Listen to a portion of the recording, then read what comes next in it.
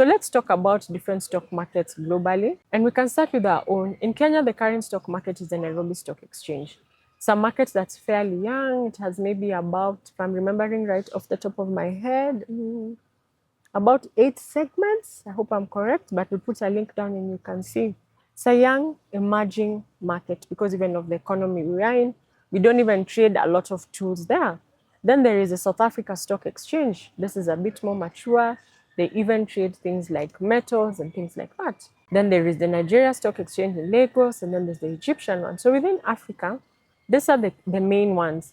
But other countries are also emerging, and it's somewhere where we're aspiring to grow into.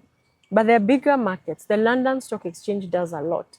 The New York Stock Exchange, we've heard about it, we've seen movies about it. There's the one in Singapore, in Japan, Tokyo. Then there's the NASDAQ. So there's a lot of these stock exchanges that are opening spaces for us to trade in the shares or the equity or the stock of companies. So what's the history of the stock exchange?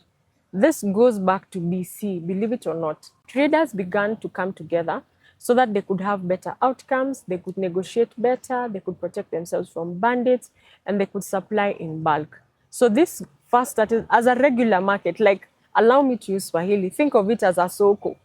Like you're there, everybody's like, hey, I'm trader from Taiwan, this is what I have, come and buy. I'm going to be going for about a month to bring goods. When I come back, you'll make your return. Another one is, oh, I'm trader from Kenya, this is what I have. So the stock market began like that. And that's why sometimes you see, we talk about the flow of the market, and it can look so hectic. This is my share price, that is my share price. But it kind of began like that, but it began to be organized, to be structured.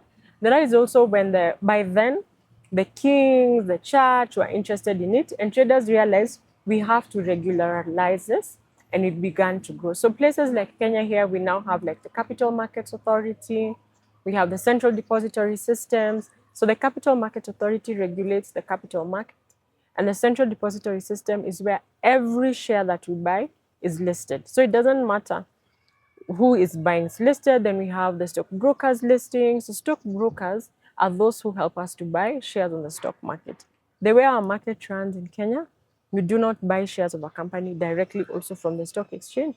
You buy through a stock brokerage company that will trade on your behalf and will also support you with professional guidance to make sure that you're making the right purchases.